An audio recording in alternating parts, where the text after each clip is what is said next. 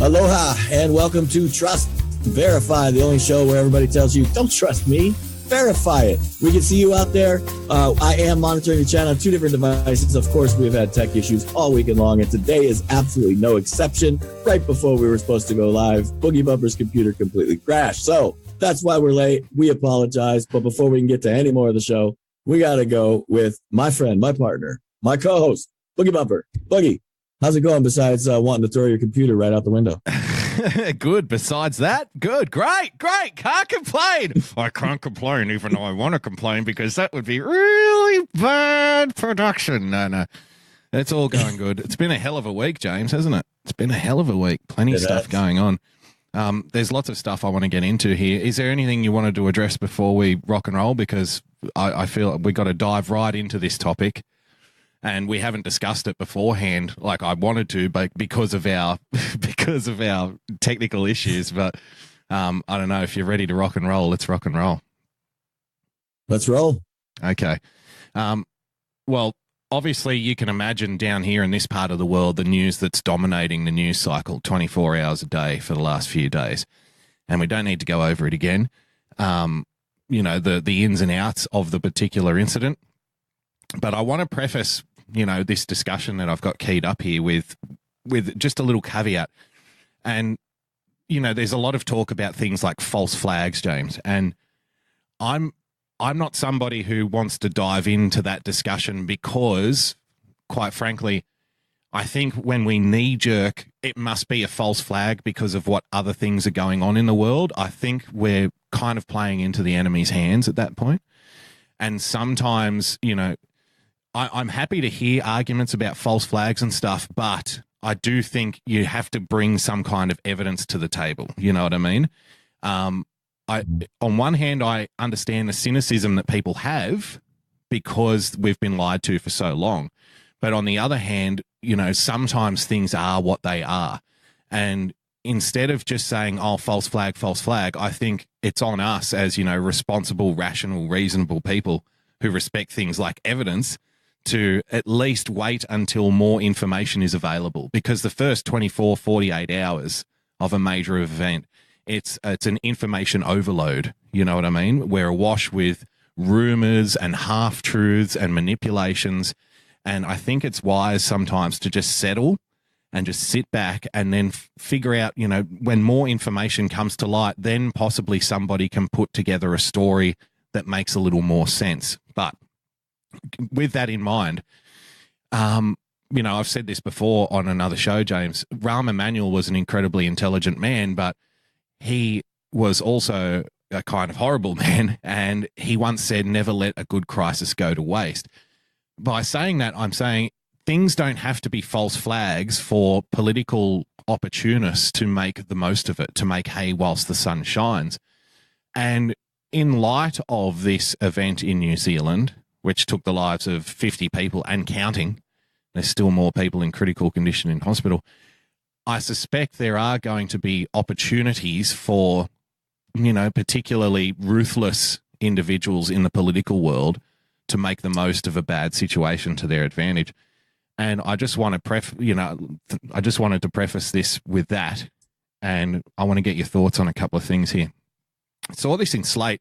Now, before you go off and say, well, Slate, it's ridiculous. Nobody cares about Slate. This is insane. This is a ridiculous left-wing, far-left rag. The way that these publications work and the reason that we use them on this show is publications like Slate and Salon are actually the tip of the hard left spear when it comes to getting information into the public. These are the publications that will quote the far-left professors, a professor of sociology or a professor of politics at such and such university thinks we should kill all white people. And they write it out.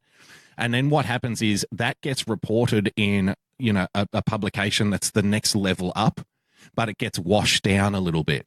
So, they take a little bit of the hyperbole out, a little bit of the bombast out, and they make it just a little bit more reasonable. And all of these publications then work in kind to present a consensus. And by the time it gets up to your CNN or your MSNBC, James, they'll say, well, everybody's talking about it, right? That's how it works. So that's why we go right to these places first up, because these are the ones that start to get the balls rolling and the ideas fomenting in the minds of the people that read them.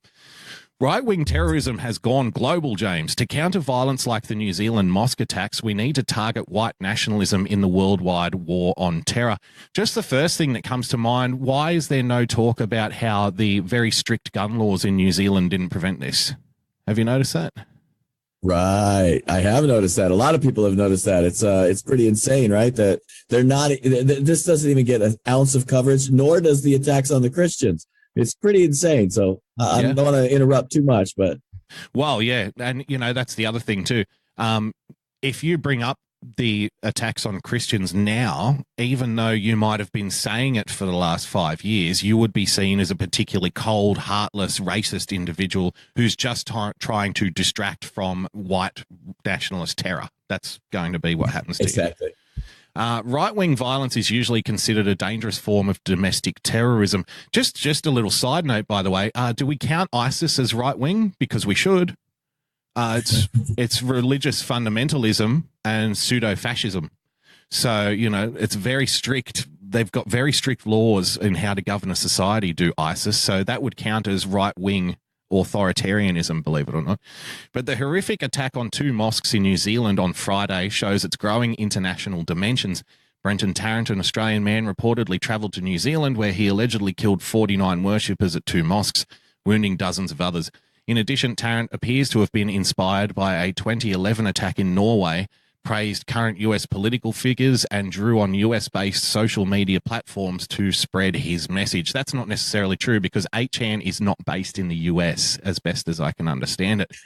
So a little bit of fact-checking there required. One of the people that he held up as a hero here was, you'll remember, Anders Breivik, who in Norway got onto an island and shot up a meeting of Young Labour, which is like the left-wing party in Norway, and he killed about 70 people. Right-wingers, however, are not just looking for the past. Tarrant also expressed admiration for Donald Trump as a symbol of renewed white identity and common purpose. He also criticised Donald Trump in the same manifesto, James, which they didn't print, the criticism, and made reference to Black Lives Matter and Democratic Party critic Candace Owens. The technologies used to spread the word are also global. Tarrant apparently warned before the attack that he would live stream his violence on Facebook. He then used a helmet camera to do this while posting links to his own manifesto on Twitter and the message board 8chan. Although the major internet companies have been working to take down his content, it is likely to survive, at least on some platforms, as its author intended, inspire others to attack. Here's where we get into the nuts and bolts of it. Because right-wing organizations exploit social media, technology companies must be part of the solution. Some of this effort should involve taking down right-wing sites and blocking prominent users. Just openly saying it. Just as internet companies already do for jihadi groups, James. Some companies are already starting to take such measures. Now, see, here's the thing. You might be a really reasonable conservative, and you might think that in the broad scheme of things, taking down, those few right-wing obscene websites is probably going to be good for your cause. But here's where you're wrong. Because the people advocating for the takedowns, and because it's going to be controlled by government authorities, what is defined as dangerous right-wing opinion will eventually encapsulate yourself as well. Once you open that door, the definition only needs to change before then you're the one that's bitching and complaining about being censored and taken down off the web. Because once we open that door, once we give government that kind of power, they can't stop themselves. They have a lust for control. But there is more to be done than takedowns. Jigsaw and its partners, for example, designed a program to redirect individuals seeking jihadi content online to content that tried to turn away from violence and radical ideas. Similar content for right-wing extremism should be created and promoted by social media companies. Borderline content might be prevented from being monetized, have the comments functioned disabled, and otherwise be limited in how it might spread. Here's another article for you, James, from the Washington Post. So we've gone from just take them down, just take it all down and censor the people, ban the people, right? Here's the Washington Post. It goes through its first level of filtration. The New Zealand shooting shows how YouTube and Facebook spread hate and violent images yet again. So YouTube and Facebook need government oversight, James. Friday's slaughter in 2 New Zealand mosques played out as a dystopian reality show delivered by some of America's biggest technology companies. Remember which Democratic nominee was it 2 weeks ago that said we need to break up the tech companies, James? Elizabeth Warren, right? YouTube, Pocahontas. YouTube, Facebook, Reddit, and Twitter all had roles in publicizing the violence and, by extension, the hate-filled ideology behind it. These companies, some of the richest, most technologically advanced in the world, failed to rapidly quell the spread of, quote, troubling content. Troubling content. Not vilest content, not terrorist content, not, death content, not hate speech, James, just troubling content. As it metastasized across platforms, bringing horrific images to internet users worldwide. The almost instantaneous spread of online images from Friday's shooting underscored how deeply entwined social media platforms have become, with savvy users moving content back and forth across platforms faster than the platforms themselves can react. It also was a reminder of the repeated inability of YouTube, the world's biggest video site, to detect and remove some types of violent content, even though it has for years automatically flagged nudity and copyrighted music. The rapid and wide-scale dissemination of this hateful content, live-streamed on Facebook, uploaded on YouTube, and amplified on Reddit, shows how easily the largest platforms can still be misused, said who? Mark Warner. It is even clearer that YouTube in particular has yet to grapple with the role it has played in facilitating radicalization and recruitment, James. One more article here. Why does this matter? The New York Times, why China silenced a clickbait queen in its battle for information control. The systems already exist. She was known as China's clickbait queen, an irreverent blogger who prescribed shopping to combat sadness and makeovers to win back cheating husbands. But late last month, Ma Ling, a blogger who commanded an audience of more than 16 million people, went conspicuously silent. In the battle for control of the Chinese internet, James, the authorities had designated Ms. Ma a threat to social stability, pointing to an article she published about a young man with cancer whose talent and virtue were not enough to overcome problems like corruption and inequality. The state-run news media accused Ms. Ma of circulating false information, substitute fake news, James, and her social media accounts were wiped from the internet. The silencing of Ms. Ma, better known in China by her pen name, Mimeng, reflects a broader campaign by President Xi Jinping to purge the public sphere of popular voices that the ruling Communist Party finds threatening, no matter how innocuous they may seem. The moral of the story here is, and again, I understand people's frustration, James, when it comes to having this kind of grotesque information filter through. But if you are standing on a principle that certain types of information need to be filtered out and certain people need to be making the call, then you are creating an environment in which you will inevitably become the victim of your own policy. There is no other way around it. And the reason that we say things like freedom is dangerous and free speech needs to be protected is because we know that human nature is such that when we open the door to indiscriminate banning of certain people or certain sites or certain accounts based on a particular personal preference, a disliking of grotesque information, which may be valid. Nobody's saying that it's not valid to be sickened by some stuff that you find on the internet. I'm not even a fan of 8chan. You know what I mean? I don't even go there. I don't even read it. But YouTube, Facebook, they're all in the loop now. They're all in the loop. And I suspect opportunities like this, after events like we saw this guy live streaming, making our lives a lot more difficult in the process, trying to become some kind of underground Chan hero or something. we are playing the tune that the tyrants and the totalitarians want us to play when we begin advocating for banning things. And, you know, in a perfect scenario, they don't have to enslave the mind of the population, James, because right now there are conservatives on the, you know, people who claim to be on the side of individual liberty. Don't even have to be conservative, don't even have to be a classical liberal, whatever you are. If you are on the side of individual liberty, there are some people who are now walking into their own jail cell and locking the door behind them. And that's exactly the scenario that people who would seek to control discourse on a grand scale, on a mass scale, on this thing called the internet want to happen. Am I wrong? Am I barking up the wrong tree? No, absolutely not. Look, everybody needs to realize everything you just read. The Nazi Party is in charge. That's it. The Nazis are fucking here, people. They can try to distract you with, no, fuck you. We're fascist. We're not fascist. We're lefties. We're not. There's no way we could be Nazis. No, you're fucking Nazis. And it's proof right here. Literally out of the textbooks of 1984, Animal Farm, all these people that told you and warned you about this dystopian future where if you lose the freedom of speech, you will lose your entire planet.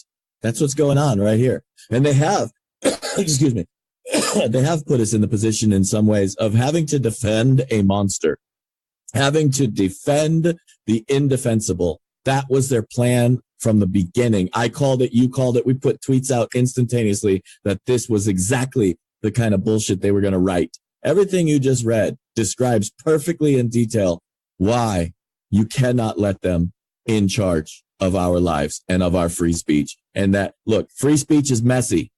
Free speech is fucking messy. The alternative is worse. The alternative ends up with Jews in concentration camps. It ends up with people being gassed. It ends up with people being shot in the back of the head. Look at the societies around the world. And what I just said is true for every single instance where free speech has not been allowed, including, let's not forget our friends in China, Tiananmen Square. Let's not forget how authoritarians treat their populations. Free speech must remain free at all costs, no matter how ugly it looks. You cannot try to hide and try to do your virtue signaling bullshit like a lot of people are already trying to do. Oh, fuck 8chan, fuck 4chan. They're a bunch of scumbags, yeah? So, who cares? They're free to be scumbags if that's what they want to be. They're free to say whatever the fuck they want to say in a free society for a reason, for an absolute reason. Because they just told you in that one article, and I don't remember which piece of rag it was that you were reading, the re-education is coming. That the algorithm was already being used on us, not the fucking whack jobs. Believe me, the whack jobs are part of it. That's why they dressed it up. But it was being used on us, and it's being used today, right now, on Twitter, Facebook, YouTube. They're trying to redirect us to proper content. What do you think all this censorship bullshit on Twitter is about? Why the hell can you not see certain tweets, but you can see other tweets? Why the hell does Twitter keep suggesting you follow Barack Obama every time you go to a politician website? Why do you think these things are happening? It's not a fucking accident. It's not by any means an accident. The re-education camps are here. They just happen to be on the internet. They're going to control you one way or the other, through the television or through your social media or through your newspapers, but they're going to fucking come for you. That's why First Amendment free speech must be protected at all costs. Yep. And privacy too. Look what's happening in the UK. And a few weeks ago, this didn't get spoken about much, except for a few corners of the internet. They've now banned pornography on the internet in the UK, James. And if you want to view pornography, you have to register with the government, hand over your name, hand over your details. They will track your quote unquote usage and they will tax you, James. Now, again, this is something that most people go, oh, well, who cares? I don't care about that stuff. That's not important. But this is opening the gate. This is opening the door. We know because we've been reading the words of, tech gurus and news boffins, media boffins, even people like Rupert Murdoch as well, James. They want to turn the internet into a kind of pay-per-view cable news service where you pay for a license every single month or whatever, and you're allowed to view certain content online, and you can watch X amount of videos from this person, X amount of videos from that person. We know that this is the way they're going. And why is it important to, again, people may not like the idea that somebody is, posting things anonymously on the internet. Well, why is that important? Why is that important to protect that level of privacy? Because even if you don't like what the person is saying, if you create the precedence that anonymity is now dead and buried, and every single person must be registered online to go on the internet, how long do you think it's going to be before that environment is turned against you? Because then it's going to be exceptionally easy to wipe out or fuck with or take down anybody who is a problem. And the definition of who is a problem will shift from shit posters on 4chan to mainline conservatives in 5 years' time. That is absolutely the way it's going to go. The reason that it's going to go that way is, do you think that the tyrants and the people who want to drive you into the ground are going to play fair? On what planet, on what plane of existence do you think that it ends up with you being in control? The answer is nothing, zero. It doesn't end up that way, and that's the they're problem. using this. They're using this tech right now, Boogie, for free speech against climate change. Like, think about what they're trying to drive you to. They are trying to program everybody on the planet. Climate change is real. Climate change is real. You must sacrifice your future. Climate change is real. You must give up air conditioning. You must give up cows farting. You must stop eating meat. These people are doing exactly what we're talking about right now. What in the hell makes you think that letting something like this go is going to be to your benefit ever? No, they are coming. And like I said, the attack itself doesn't have to be fake in order for the threat from our political overlords to be real. And that's what I foresee the conversation being in the next couple of weeks. I just want to shift, James, to something a little bit different. Did you hear about a guy here, a senator named Fraser Anning? Well, he put out a statement after the attack, James, and look, it was controversial and it was probably meant to get a rise, and a rise he got, indeed. He basically blamed Islam for the attacks on the mosque in New Zealand, which, again, it's not something I would have done in the hours while the bodies were still warm. But, he's a firebrand kind of guy. He's a firebrand senator. So he looks for these opportunities and he uses them to his advantage. You see, politics is full of people using things to their advantage, both ways. But he got an egg smashed over the back of his head by this teenager over the weekend. And Fraser turned around and gave him a slap across the mouth.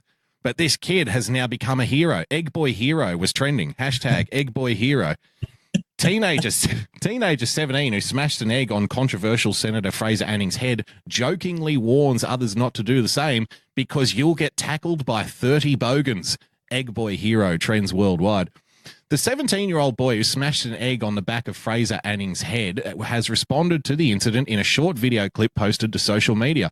Will Connolly from Victoria was behind Mr. Anning at a Conservative National Party meeting in Melbourne on Saturday afternoon when he egged the senator. You see how easy it is to become a hero? Sneak up behind someone and smash an egg on the back of their head while live streaming it. You're an instant sensation. You're a viral internet sensation. The incident was captured in confronting footage showing the teen being arrested and later removed from the president. A short scuffle ensued and the schoolboy was grabbed around the neck, tackled to the ground and restrained up to 5 men. I can't imagine why sneaking up to a senator and physically attacking them might result in you being tackled to the ground and put in a headlock. Oh, the horror, James. The horror. It's not fair, I tells you. He said, don't egg a politician. You'll get tackled by 30 bogans at the same time. Here's the thing for me that I want to point out. This guy has apparently become a hero. He's really cool now. And what's cool and uncool must have seriously changed from when I was a kid, because when I was a kid, you couldn't be cool with that haircut and a denim jacket. Could you? Look at this kid. This is now the cool kids with a denim jacket. Wow.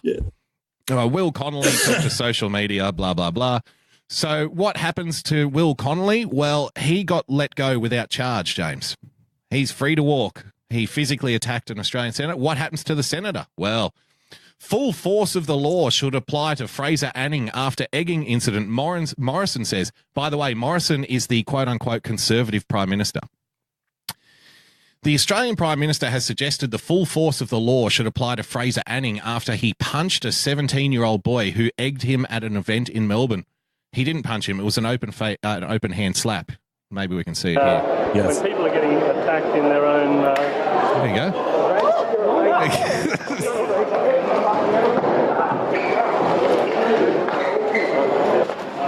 And there's the kid being popular on the ground.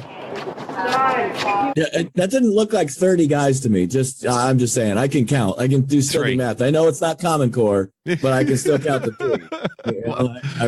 Not Common Core, but does he look like he pays attention in maths? Come on now.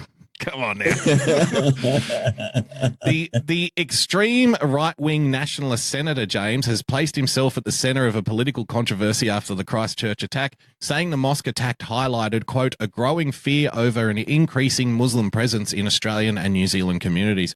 The bipartisan motion to be passed when Parliament resumes in April condemns Anning for, quote, inflammatory and divisive comments seeking to attribute blame to victims of a horrific crime and to vilify people on the basis of religion. So the rest of our Parliament, the rest of our government and the opposition are going to get together not to solve, the immigration problem, not to solve the poverty crisis, not to solve any particular pressing issue in our time and space right now. They are going to get together to say, you can't say that to one of their comrades in the Senate. Horrifying, isn't it? Question. Absolutely. Question in the chat by Kimmy Jong-un. She says, how can you tell it was open-handed? Well, there's a couple of reasons as a man, let me tell you. First of all, the way that he swung sideways tells you open hand, because a guy doesn't throw a fist that way because you can't get any connection with your hand this way. Second of all, it's because the kid didn't fold like a cheap suit. I mean, if that guy would have got punched by a guy that was at least a head taller than him and at least 100 pounds heavier than him, and it would have been a punch, that kid would have flew across the fucking room. That's how you can tell it was an open hand. There's no way that was a punch. Not a chance in hell. Yeah, and there was also the sound that it made, like his hand was cupped, like that kind of sound. And also, like, beyond all of that intuition, display right there, there was actually another camera angle where you saw his hand was open. So it kind of cheating a little bit, But I didn't see that angle, but no, you did well. The reporting of it is, of course, this guy is wrong for punching a kid. Again, the kid is the victim, right? 17 years old. Nobody forced him to go up and smash an egg on his head. No one forced him to live stream it. The kid comes out of it a hero. The senator for turning around and giving the guy a smack on the mouth for doing it. Oh, he's the villain here. And the full force of the law should apply to him. We have lawyers coming out now saying throw him in jail. Throw him in jail. So, like, if you want to see, we want to talk about the rules applying equally to all people, there's another fine example of it, right?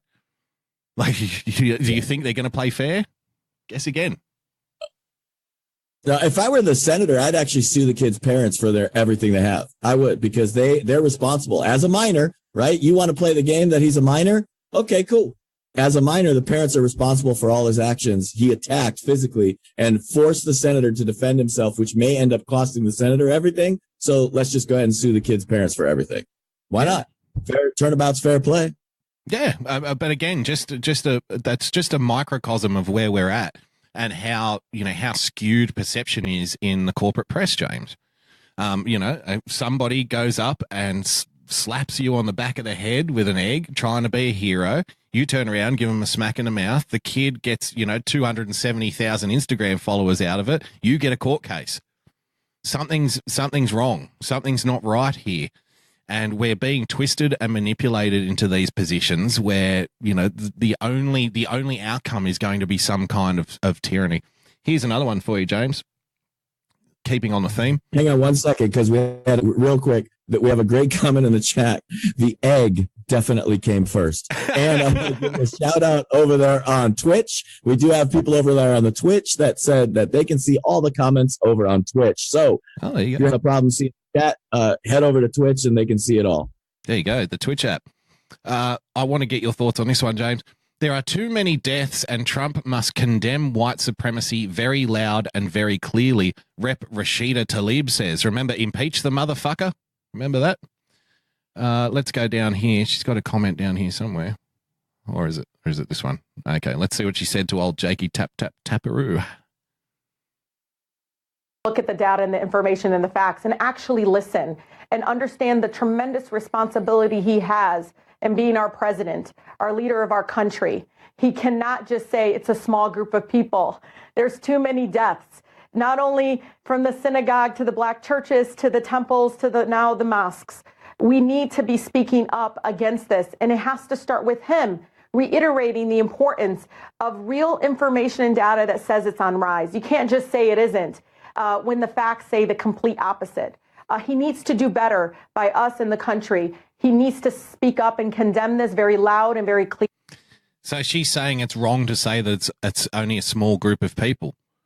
Yet, haven't we been told for years and years and years, James, ad nauseum, that whenever a terrorist attack occurs, that it's only a minority of people and not representative of the wider group? Haven't we been told that? Isn't that interesting from one of the first Muslim Congresswoman, Rashida Tlaib?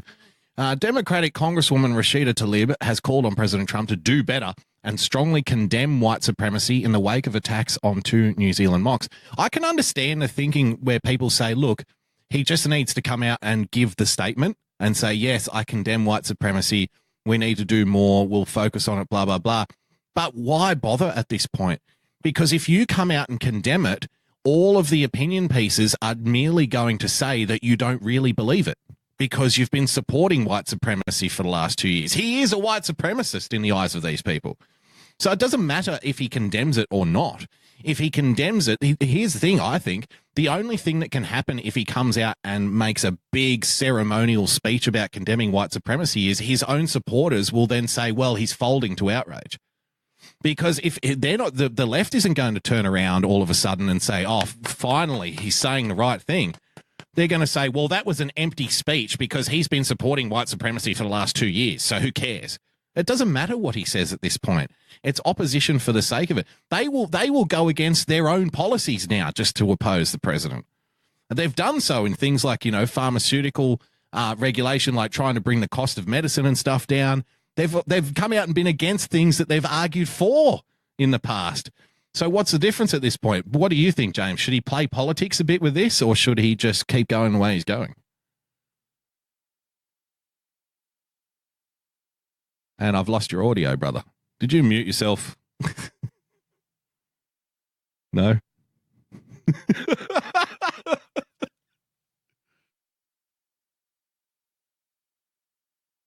Oh, Jamesy boy, the pipes are calling. St. Paddy's Day, we cannot hear you speak. And now he's frozen in time for all eternity.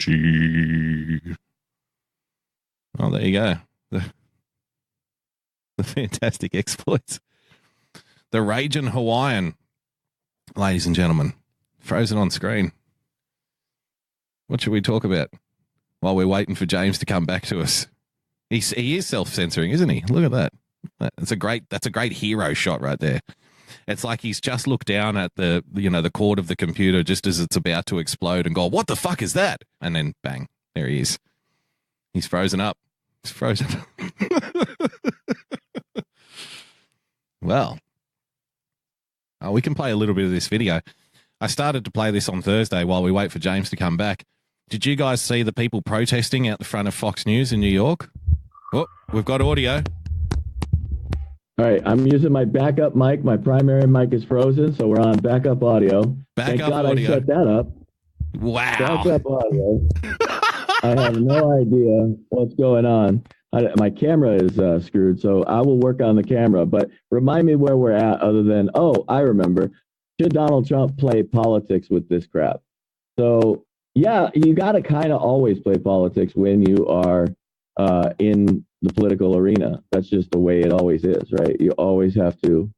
Man, I have now completely lost things on my computer. This is getting hilarious. Tell you what, why don't you sort that out, and I'll play a little clip of people protesting at Fox News, and you when you're right to come back, you come back. All right, you keep rolling. Okay, so yeah, this was people protesting out the front of Fox News the other day, and we started to play a little bit of this on Thursday night, but the internet didn't like me on Thursday night. The internet was a big meanie. It was very mean to little bugs down in Australia. So I thought, I'll have it keyed up for tonight in case we get a chance to get to it. And what do you know? Fate has it. So I'm here outside of Fox News' New York headquarters, where Media Matters and a bunch of other organizations are heading a protest on the same day that Fox is having a pre-planned meeting with media buyers to try to rebrand their network. Emma, the lovely young Emma, is from the Young Turks, so very unbiased, factual, objective reporting here. And get advertisers back to the network.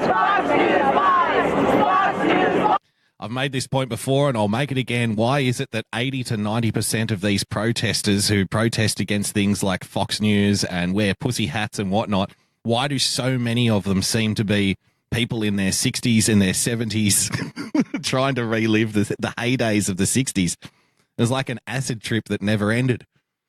It's like they've broken out the LSD one more time. Hey, baby, it's like 1965. Let's go down there to Fox News and fuck the man. Woo! Can't wait. Oh, James is back. Is his mic working yet? Is your mic working, James? No. Okay, let's carry on. This week, a plethora of misogynistic, racist, xenophobic comments were unearthed of Tucker Carlson's, where he called Iraqis monkeys, where he defended statutory rape. The list goes on and on. And people are protesting that advertisers are still buying time on his program. The best thing that America can do is shut off fake news. Shut off. And that would start with Fox, and that would start with all of their programming. And I love the because we're protesting against being offensive. So what better way to do that than get a woman, dress her up as a nun in a miniskirt, and say Fox News is going to hell? It's like, oh, bravo, bravo, well done, protesters, well done for showing people how not to offend people. That's great.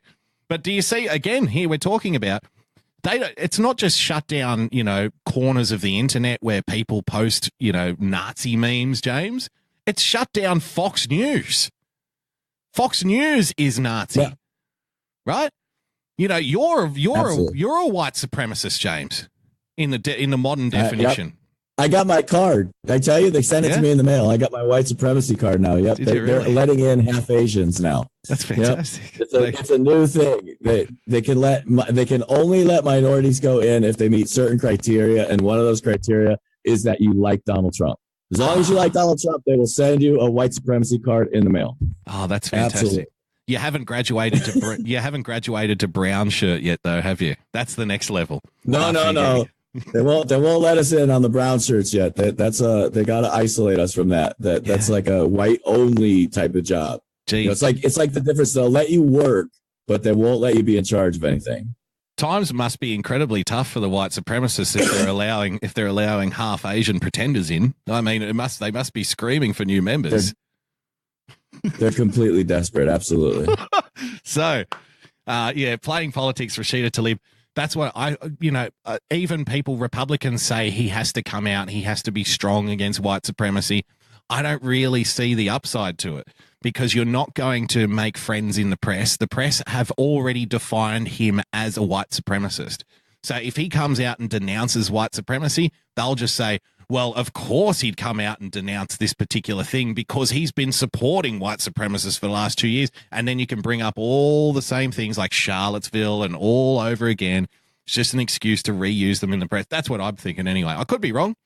I don't know. No, I absolutely agree with you 100%. That 100%. That's why we called this. We called this the second this shit happened. You and I were talking. We were putting out tweets saying, "Here they come," and this is proof. They're coming. They know that this is a great political tool that they can use. What my point was going to be earlier, I think, was that Donald Trump, of course, has to play some bit of politics here, but absolutely no defense. Remember, this is true across every spectrum on the internet right now. You cannot play defense. Fuck that. You think I'm a racist? Go fuck yourself. I'm a racist. I don't give a fuck. we are going to win here because you are trying to kill us all. You're trying to enslave us all. And I made this point, and I'll make it again and again and again. And I'll say it on every show until they shut me down, which is this.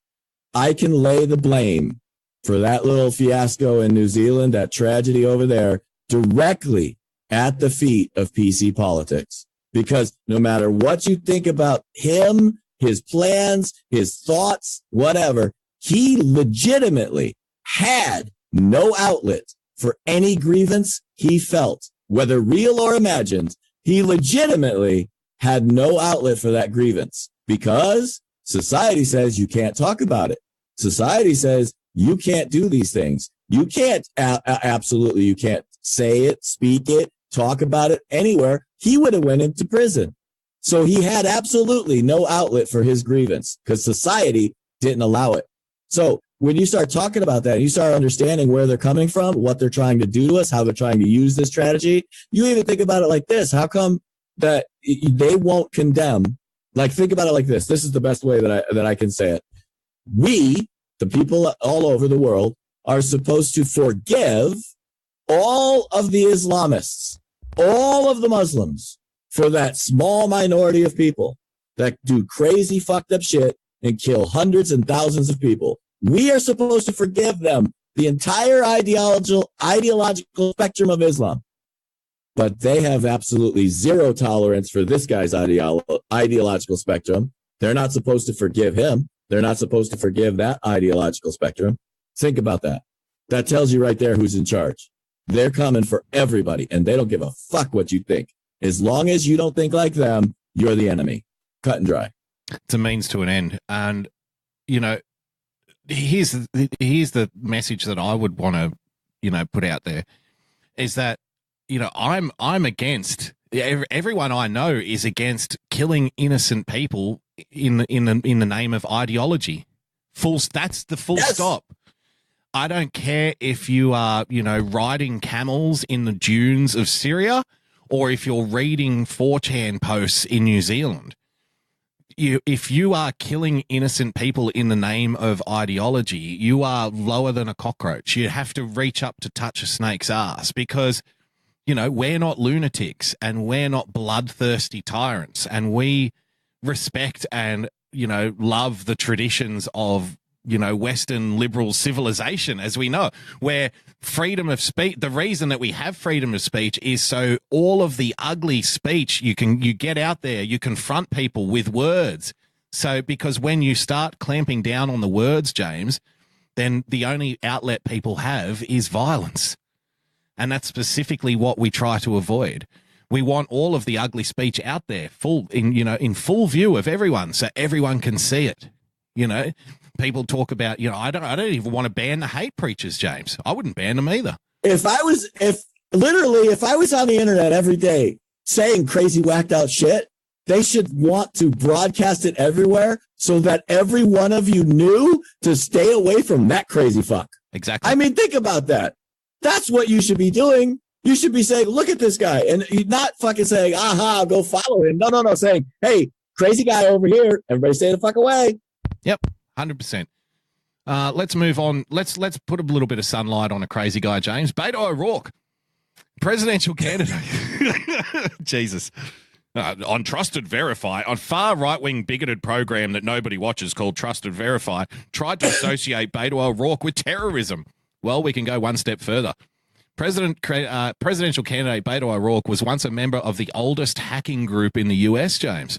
Did you know this? Beto O'Rourke disclosed that when he was a teenager, he used to be a member of the oldest hacking group in the nation. The revelation, which the former Democratic congressman from Texas admitted in an interview with Reuters, comes one day after O'Rourke announced he was running for the 2020 Democratic presidential nomination. Do you have the Reuters piece on that? Do you have the Reuters piece on this to back it up? There's a link here. Reuters investigates special report. It's very telling. There you go. There it is. Yeah, right there. The video is very telling. In his own words, the author of the piece tells you and lays it out on the Reuters video, lays out that not only did he get special access to Beto where he admitted this, but he agreed in order to get that access to not share it with the public months until after the election. Really? Until after his election, Ted Cruz. Yes. The guy that wrote this piece admitted this. It's completely adds up to exactly what we're talking about, that the left is out to screw everybody. Because don't you think it would be important to have known this information before an election? Of course, that's the journalistic integrity, right? No, not these guys. These guys waited to drop this book to make money till after the election. Wow. Well, let's have a little look here, see if we can find this. When Beto O'Rourke ran for Senate in Texas, millions of voters connected with his message and his story. The boy from El Paso who formed a punk band, ran a business, served on the local city council, and then in the U.S. Congress. Thank you all for being here with us. Being with us every single step of the way. Is anyone here from out of town? Now he's running for president. But his supporters don't know his full story. Almost no one does. Reuters has learned that when he was a teenager, Beto O'Rourke was a hacker. Not just that, he was a member of one of the most influential hacker collectives of all time, a group that calls itself the Cult of the Dead Cow. Beto O'Rourke joined in the very early years when it was we'll get to that. Don't a network worry. We're getting to that. Who each had their own bulletin boards, their own online hangouts devoted to their interests and their friends and strangers who stumbled onto their writing. So in Beto O'Rourke's case, it was a board called Taco Land, and it was largely about music, largely about punk music. Reuters correspondent Joseph Menn covers cybersecurity. He uncovered O'Rourke's secret past while researching a forthcoming book on the Cult of the Dead Cow. While the term hacker today carries sinister connotations of cyber attacks and espionage, there is nothing to suggest Beto O'Rourke ever broke into computers or stole data. Back when he was a hacker. What?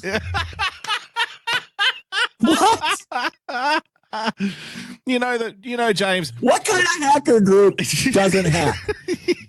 You know, James, the word hacker. Can I be a fucking ballerina without ever doing ballet? Is that? Yeah, I am part of the ballerina troupe of Boogie, James, and Tav Show, but we don't do ballet. You know, the term hacker gets thrown around so much these days, but back when Beto O'Rourke was hacking, he was only doing it to help the community, James. He was like Mother Teresa. Mother Teresa with the keyboard. But in an interview with the author, O'Rourke admitted some of his teenage exploits were illegal. My interview with Beto O'Rourke, that's only going to boost his popularity. It'll only boost his popularity.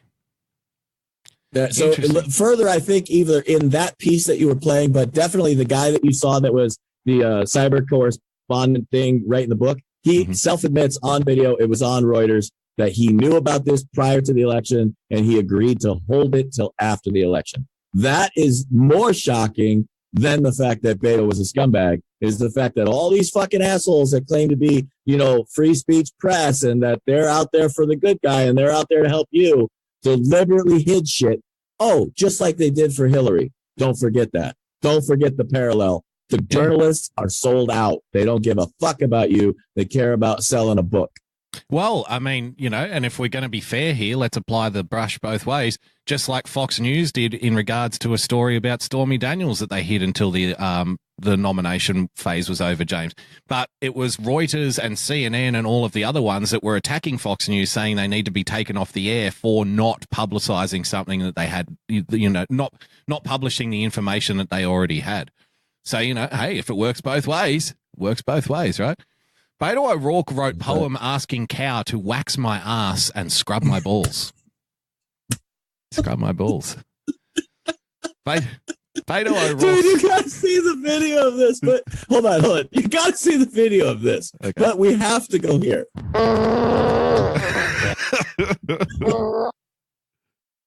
No, but there is video of this guy saying the poem. In fact, I know someone in our group, Sandra, would love if you read the poem, Boogie.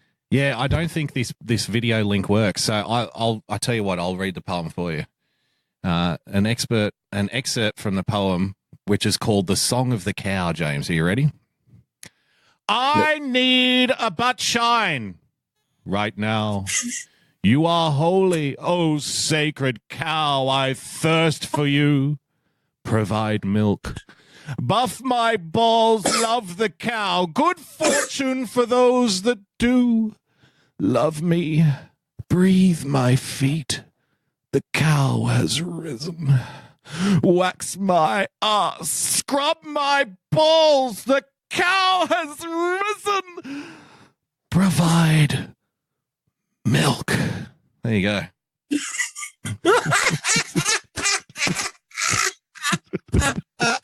Oh my God, dude! This is a guy running for president. I just want everybody to understand that. Yeah. He was part of a hacker group, and he writes poetry about waxing his balls. Yes, and these people are the people criticizing Donald Trump. What is it about Democratic nominees and poetry? Because I think Al Gore used to write poetry as well, didn't he? When he ran for president. He did. God, I don't know. Oh my God, that's just fucking great. If you're on Google, if you're on the Google right now, just Google Al Gore poetry, and he had books out. I'm pretty sure, if memory serves. Is Beto a threat, James? Is he a threat? Oh no. You don't think there's going to be? He's not a threat. I don't think he's a threat at all. But is there going to be a conga line of millennials lining up to scrub his balls, James? Do you think? Wax my ass. No, but I think he's dangerous. I don't think he's a threat. I think he's dangerous. There's a difference. And he'll never win the presidency, but he's not there to win. Just like Elizabeth Warren's not there to win. Just like Bernie Sanders is not there to win. They're not there to win. They're there to stir up their individual pockets of base and then direct them to whatever the eventual Democratic candidate is. That's how these games work for the Democrats. They are the sheep being led to the slaughter. It's crystal clear. They have kids in college and even high school right now respouting their bullshit about climate change all over the place. I mean, there was just a big-ass march in New York City about it, even though all the evidence points the complete opposite of everything they've ever said. Even their base root of CO2 being bad is provably scientifically a farce, and yet they've got enough people that march to their drum. That's the weird thing that everybody needs to really understand, is that these people aren't there to win. They're there to lead their sheep to the slaughter. Oh, just before we get to the hammering, James, you introverted, inward-looking American ignorant you. Those climate change protests, that wasn't just New York. That was in like 70 countries, because they had them here in Sydney as well. And we actually had the opposition. We had the opposition spokesman for education, right? The party, the left-wing party that's not in government, encouraging students not to go to school on Friday so they could attend the climate change rally. But so that's a great endorsement for the guy who's supposed to be running education. No, don't go to school. It's pointless. Come down here and hold a sign. But the beautiful part was all of these kids holding up the signs. You could count all the spelling mistakes on the signs. It's like maybe one more day of school is what you need. It's poor kids. The poor kids are getting used. But James, it is time for the hammering. Let's rock and roll. Stop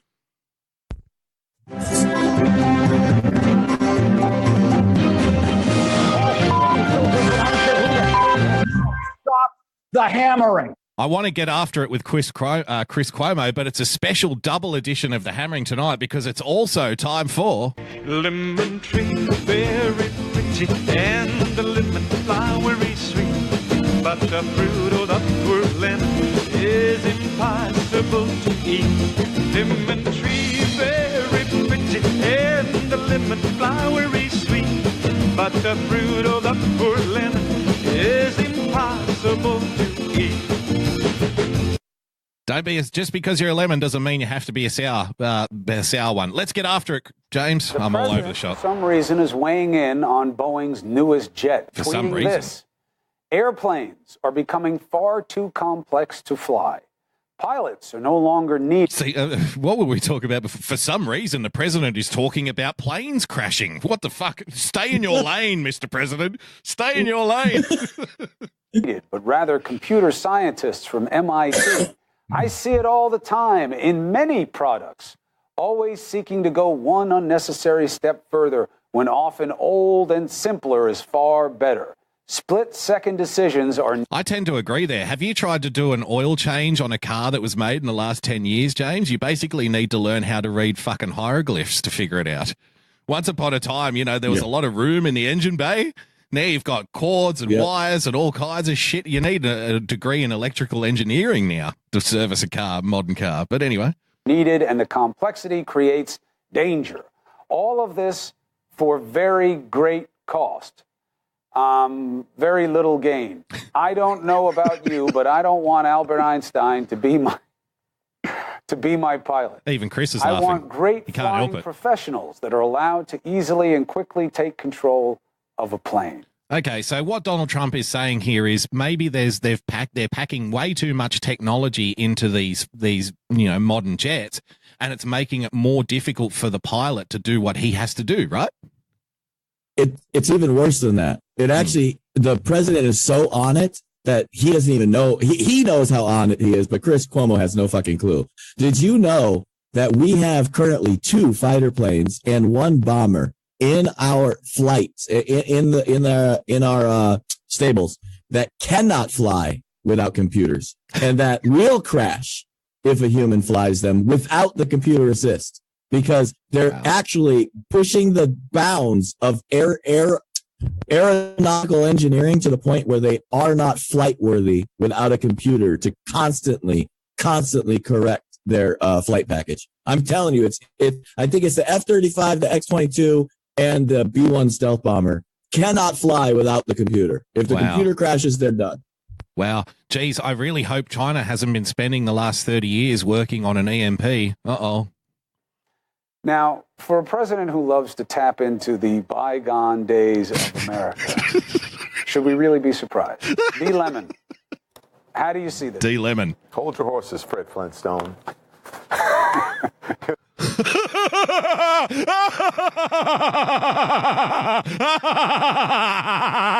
Did you see I made a Fred Flintstone joke? Did you see that? Did you see how fucking funny I am?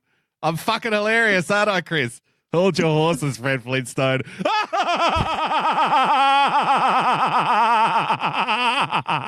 The car. Oh, he's so fucking hilarious, isn't he? Yeah, listen, honestly, it's silly. There's a term for guys like this. Oh. Luddite. He's a Luddite now, James, because Donald Trump is tweeting about, planes crashing out of the sky due to the kinds of technology that are within the programming of this jet, James. He now wants to go back to the Stone Ages. People who fear technology. He fears technology. There are a couple more terms, but I can't say it on television. Listen. The idea that the advancement of technology is a bad thing is just ludicrous. Whose idea was that, Don? Whose idea was that? Do you see how ridiculous these people are? You say something. Planes are literally falling out of the fucking sky, Don. Literally falling out of the sky. Donald Trump comes out and says, you know what? Maybe we're making these things a little bit too more complex than they have to be.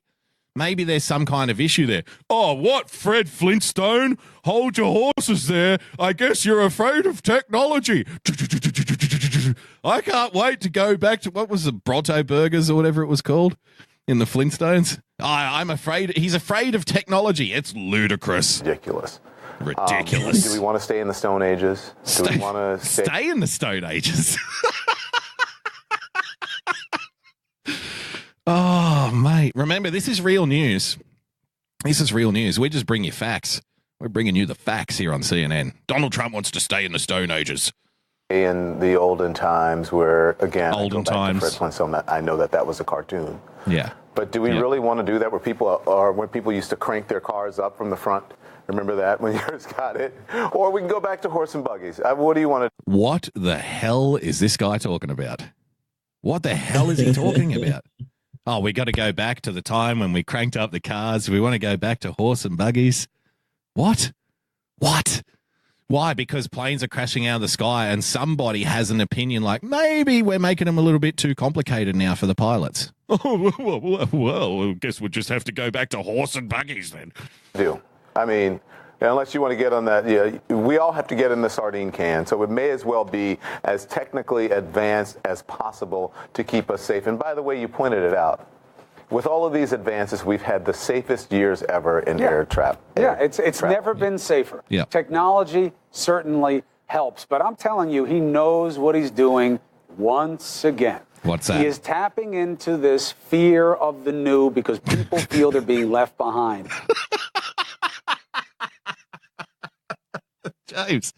James, did you know that all Donald Trump supporters are afraid of planes? Did you know that? Yes. You have a fear of the new. Meanwhile, these are the people that say, social media websites need to be shut down, right? We don't have a fear of the new. Don't worry about that. Coal is great. Let's bring coal back. Never going to happen. Oh. Not unless you start making these, which are advanced. Oh, right? Yeah. Much more technically advanced than this, technologically advanced than this. And unless you start making cell phones out of coal, it's not coming back. Got the color right, but... What does this have to do with fucking planes? That's what I want to know. Nothing. Actually, Don will be pleased to know that the amount of rare earth minerals that are in his iPhone, the iPhone would cease to exist if we stopped all mining. Did you know that? Like, oh, wait, it's even better. It's even better for Mr. Donny Boy. Without oil, he wouldn't have a fucking cell phone. Skippy shit. Yes. Oil. Without oil, you wouldn't have a lot of things. You wouldn't even have a toothbrush to get on those pearly whites every night. Other than that, forget it. Look, that's the point, is that he's tapping into something that's very real. I think this one's a little bit of a stretch, to be honest. I think I'd have to put this in the same category of your body only has a certain amount of energy in it. Don't exercise too much because you're basically killing yourself. Well, I put it in the same category of that. The president think about said this. Him flying paging Jim Fix. Paging Jim Fix. around. And I'm honest, and I don't want anything to happen to him or his family or anyone with him. But God just forbid. just think if, okay, so go back to a plane from the 1960s or 50s or whatever he was born and try flying on that now and see how that suits you. Look, he's so proud of himself. Look at him. Look at the look on his face. What? What is he talking about? I don't know. I don't know either. I don't know, but he's so proud of himself with his comment. Look, it's like, Donald Trump gets owned by Don Lemon. Hey, why don't you go back and fly a plane from the 50s and 60s and see how you like that? That was, ladies and gentlemen, lemon tree, very pretty, and the lemon flowery sweet, but the fruit of the poor lemon is impossible to eat. Lemon tree, very pretty, and the lemon flowery sweet, but the fruit of the poor lemon is impossible to eat. Which was part of... That's your cue. That's your cue. I know that's my cue. I'm laughing too hard. I had to sing the song.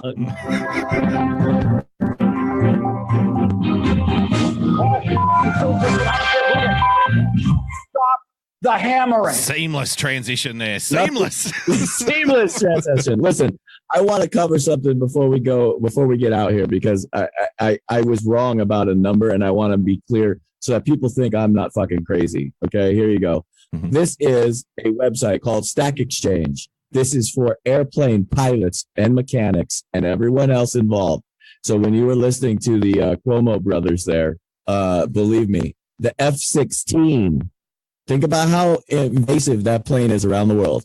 The F-16 cannot fly without a computer. If their computer system crashes, the plane is going down, buddy. Okay, it just is. Yes, they have hydraulic systems. However, those hydraulic systems are controlled by fly-by-wire. Everybody know what fly-by-wire means?